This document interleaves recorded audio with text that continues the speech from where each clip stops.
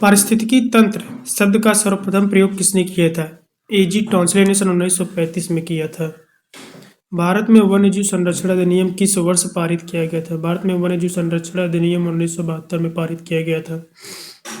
भारत में project tiger की शुरुआत कब की गई थी? भारत में प्रोजेक्ट टाइगर की शुरुआत 1973 में किया गया था। 1 अप्रैल 1973 को जिम कॉर्बेट नेशनल पार्क से इसकी शुरुआत हुई थी।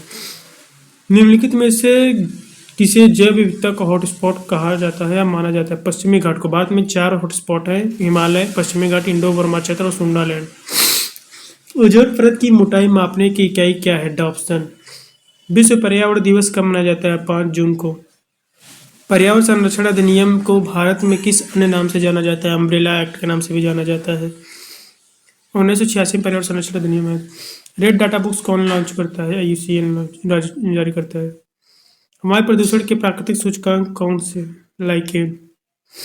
मिनीमाता रोग किस धातु से होता है? पारा। क्योटो प्रोटोकॉल का संबंध किससे है? जलवायु परिवर्तन और ग्रीन हाउस गैस से है।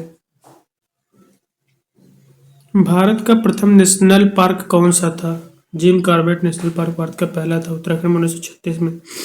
रामसर सम्मेलन किसके संरक्षण में हुआ था? रामसर सम्मेलन आर्द्रभूमि के संरक्षण के लिए हुआ था। 2 फरवरी 1971 को ईरान में।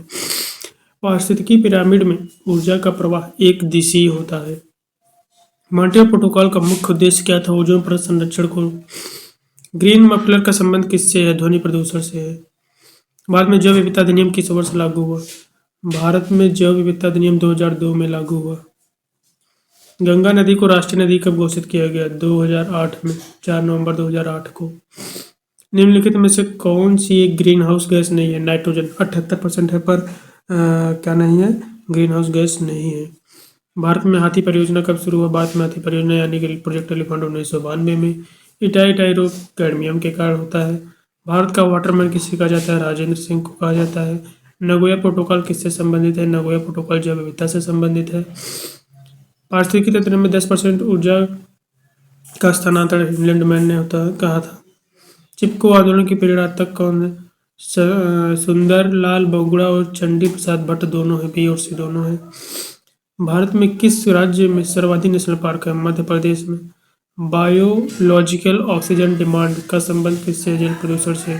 वैश्विक ताप के लिए सर्वाधिक उत्तरदायी कौन सा है? Carbon dioxide. विश्व का एकमात्र तैरता हुआ नेशनल पार्क कैमू लामजाओ कहाँ पे है? मणिपुर में। एजेंडा 21 का संबंध कहाँ पे? रियो डी जेनेरो में है।